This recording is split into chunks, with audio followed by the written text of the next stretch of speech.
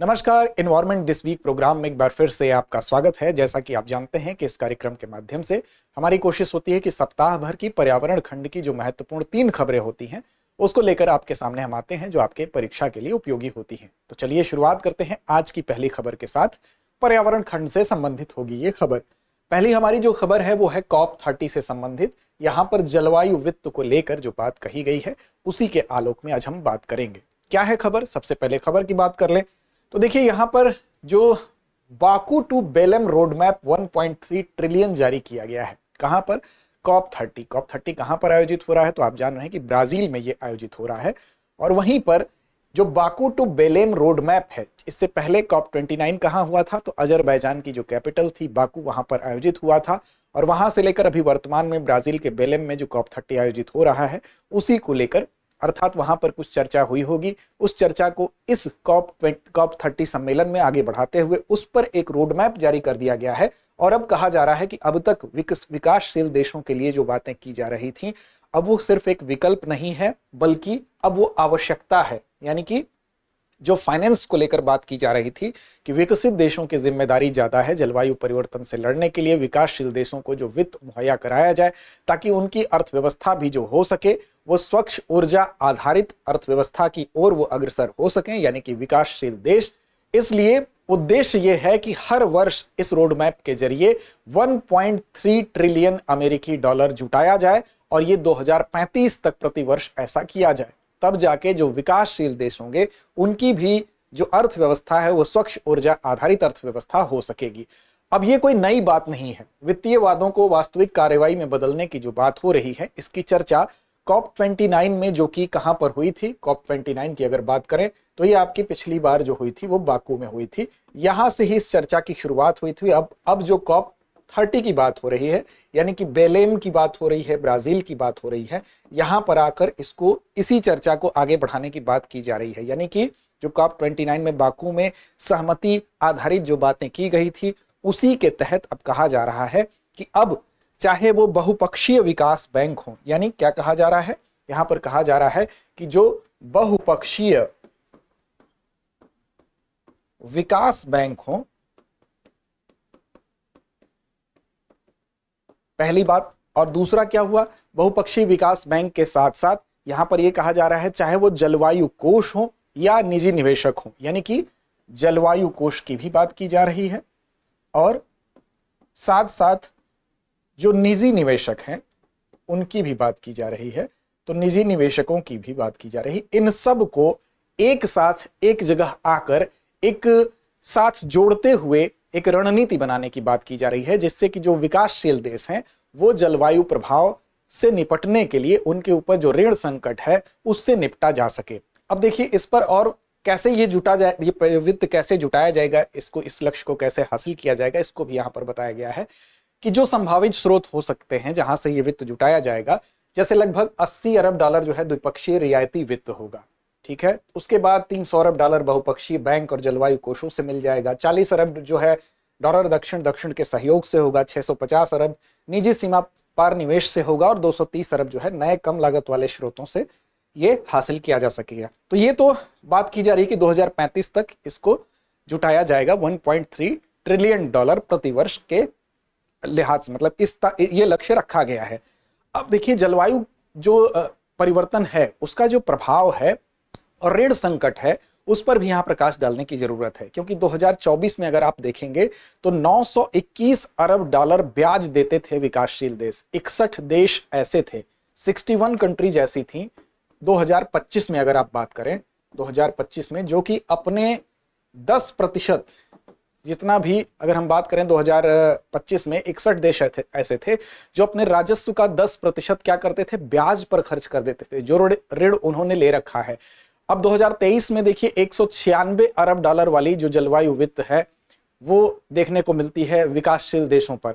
तो उनके पास जो ऋण है, यहां पर यह कहा गया है इस रिपोर्ट में कि जो जलवायु कोष की वार्षिक वितरण राशि है वो 2030 तक एक तो इसको 3 गुना किया जाए। 2022 का जो 2022 की राशि है उसकी तुलना में 2030 तक जलवायु कोष में जो है, पहले बात तो उसको रिच बनाया जाए, वार्षिक वितरण राशि जो है 2030 तक इसको 3 गुना किया जाएगी, यानी जलवायु कोष से जो सहायता दी जा रही है वो 2022 की तुलना में 3 गुनी कर दी जाए।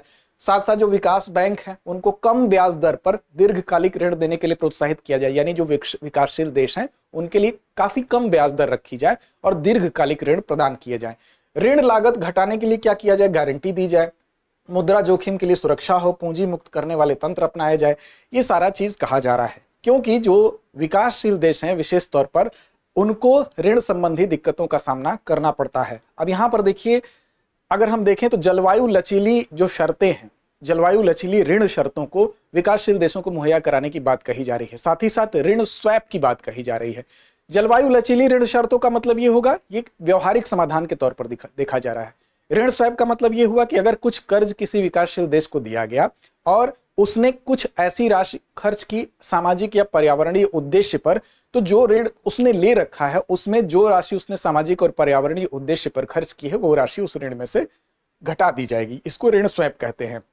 उसी तरह से जो जलवायु लचीली ऋण शर्त, जलवायु लचीली ऋण शर्त क्या होता है, ये होता है कि अगर आपके यहाँ कोई आपदा आ गई, जलवायु परिवर्तन से संबंधित कोई भी आपदा आ गई, अब उसमें उस टाइम आपने कोई ऋण ले रखा है, तो उस ड्यूरेशन में, जिस ड्यूरेशन में आप उस आपदा से निपटने के लिए अपने ऊपर खर्च कर रहे हैं, जब तक आपकी स्थिति ठीक ना हो जाए, उस समय आपसे जो ऋण लिया गया है, आपने जो ले रखा, उस देश ने ऋण जो ले रखा है, उस ऋण से ली जाने वाली जो ब्याज की राशि है, उसकी जो किस्तें हैं, उसको रोक लगा दिया जाए, यानी कि फ्लेक्सिबल एक व्यवस्था बनाने की बात कही गई है।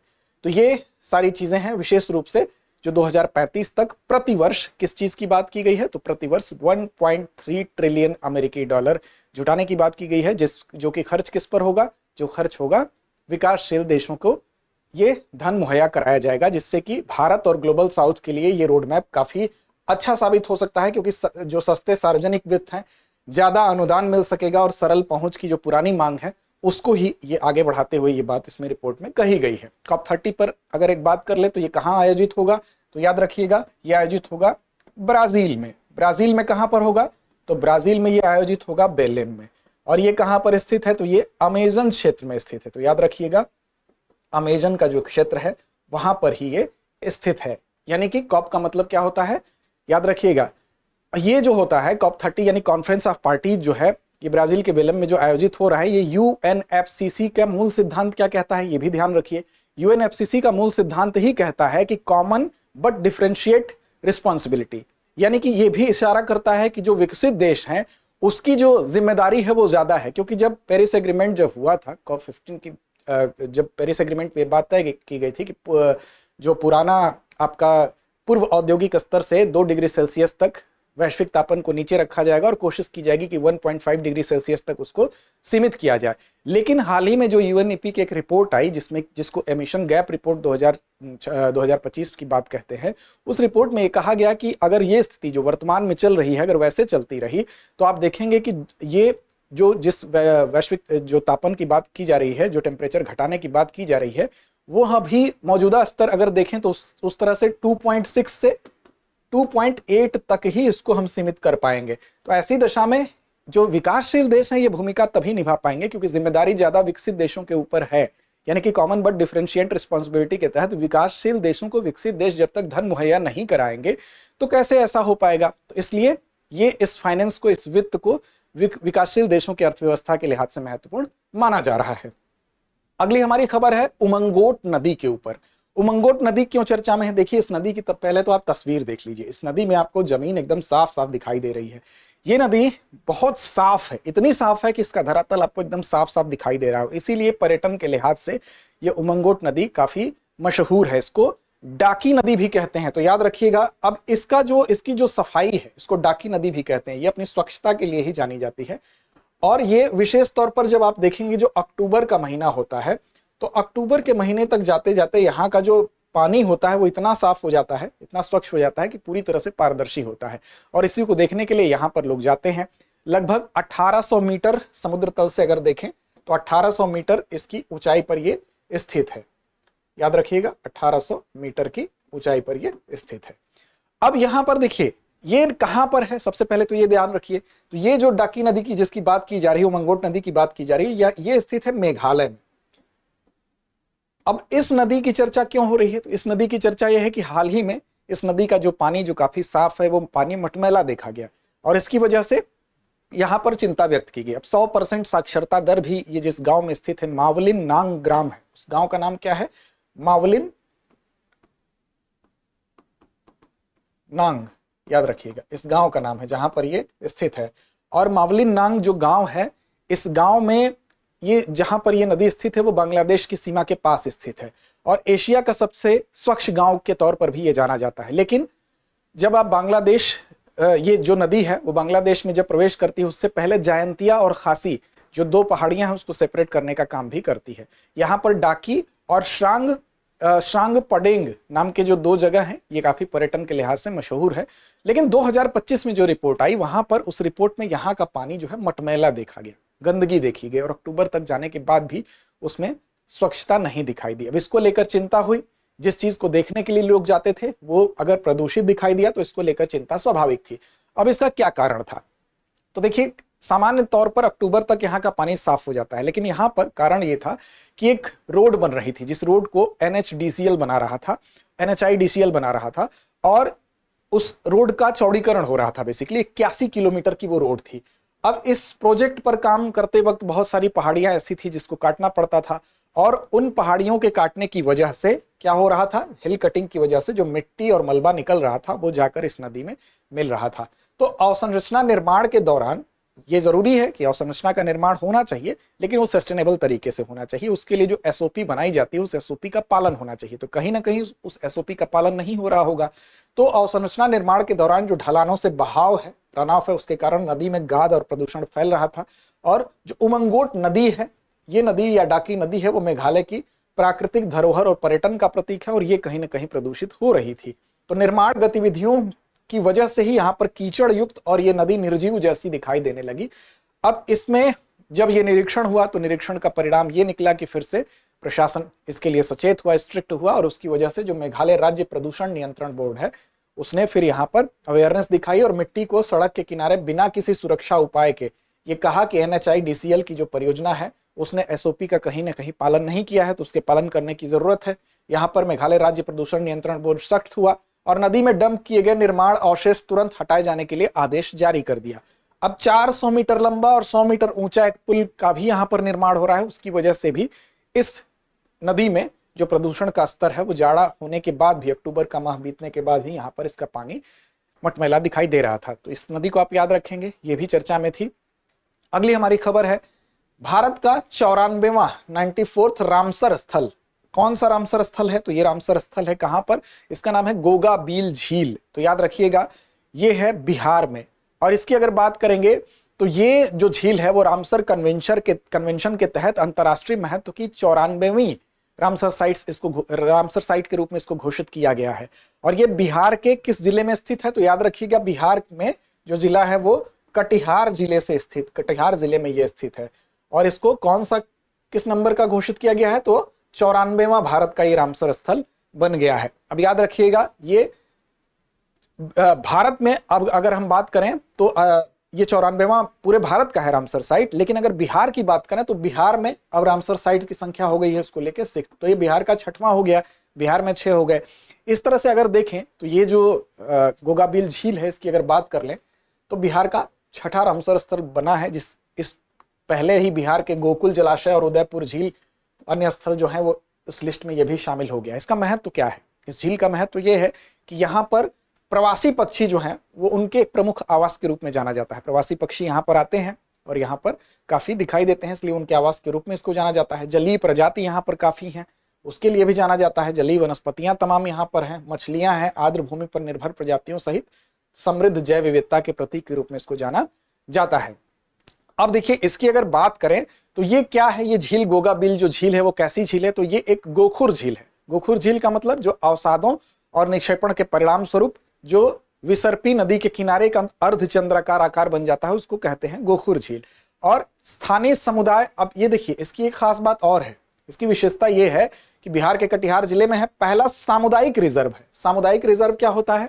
सामुदायिक रिजर्व का मतलब होता है कि जो जहां का प्रोटेक्शन, जहां का मैनेजमेंट वहां की स्थानीय समुदाय या वहां के ग्राम पंचायत के द्वारा जब किया जाता है। वाइल्ड लाइफ प्रोटेक्शन एक्ट जो 1972 है उसके तहत अगर आप देखेंगे तो नए संरक्षित क्षेत्रों की श्रेणी में सामुदायिक रिजर्व भी आता है। अब गंगा के मैदानों में बाढ़ नियंत्रण, भूजल पुनर्भरण, जलवायु विनिमय में महत्वपूर्ण भूमिका ये गोगाबिल झील निभाता है। क्योंकि अगर देखेंगे आप इस झील को तो गंगा और महानंदा दो नदियों के बीच में है, गंगा भी है और एक तरफ कौन सी नदी है, महानंदा। अब इन दोनों में जब बाढ़ आता है तो बीच में इसकी स्थिति है, दोनों का पानी इसमें आ जाता है, तो कहीं ना कहीं ये क्या करता है, बाढ़ नियंत्रण में भी अपनी भूमिका निभाता है और भूजल पुनर्भरण में, यानी कि ये बाढ़ का पानी गंगा का भी और महानंदा का भी इसमें चला आएगा और जलवायु विनियमन में महत्वपूर्ण भूमिका निभाता है। इसकी अगर वैश्विक स्थिति की बात करें तो ये गोखुर जो जलाशय है, और ये यूके में अगर हम बात करें वैश्विक स्तर पर अगर देखें तो यूके में सबसे ज्यादा रामसर स्थल हैं। कितने हैं, तो 176 है, 176, यानी कि पहले स्थान पर कौन है, पहले स्थान पर है आपका यूके। दूसरे स्थान पर कौन है, दूसरे स्थान पर है मैक्सिको। और मैक्सिको में कितनी संख्या है, तो याद रखिएगा मैक्सिको में 144 संख्या है, 144 रामसर साइट है। कहां पर, मैक्सिको में। और तीसरे स्थान पर भारत पहुंच गया है 94 की संख्या के साथ। तो वैश्विक स्तर पर अगर देखें तो भारत की पोजीशन क्या हो गई है, रामसर साइट्स को लेकर तीसरी पोजीशन हो गई है। अब भारत की वैश्विक स्थिति में आप देखेंगे विगत 11 साल में अगर आप देखें तो 67 से अधिक नई आर्द्र भूमियां यहां पर ऐड हुई हैं और 13.6 लाख हेक्टेयर से अधिक संरक्षित क्षेत्र को ये सभी भूमियां जो है कवर करती हैं। तो ये 3 खबर थी। अब बारी आती है हमारी अभ्यास प्रश्न की। अभी तक जो आपको बताया गया उसी पर आधारित 3 अभ्यास प्रश्न होंगे, लेकिन उससे पहले रामसर कन्वेंशन के बारे में आप जानते ही होंगे, लेकिन जान जाइए 1971 में ईरान के रामसर में इस कन्वेंशन को हस्ताक्षरित किया गया था। और किससे संबंधित है, तो आर्द्र भूमि के संरक्षण उपयोग के लिए एक अंतर सरकारी संधि है। इसके वर्तमान 172 सदस्य हैं और 2500 से अधिक नामित स्थल विश्व भर में इसमें हैं। अभ्यास प्रश्न में पहला अभ्यास प्रश्न आपके लिए है कि Baku to Belem road map 1.3 trillion किस सम्मेलन में जारी किया गया। विकल्प आपके सामने है, COP28, COP29, COP30 या COP31। दूसरा प्रश्न है उमंगोट नदी किस राज्य में स्थित है, असम, मेघालय, नागालैंड या मणिपुर। और तीसरा प्रश्न आपके लिए है कि गोगाबिल झील बिहार के किस जिले में स्थित है, भागलपुर, कटिहार, पूर्णिया या दरभंगा। तो इन तीनों प्रश्नों के जवाब कमेंट बॉक्स में हम देखना चाहेंगे। लड़ते रहिए, अपने लक्ष्य की ओर बढ़ते रहिए। अब एग्जाम की तैयारी को और बेहतर करने के लिए हमारे चैनल को लाइक, शेयर और सब्सक्राइब करना ना भूलें।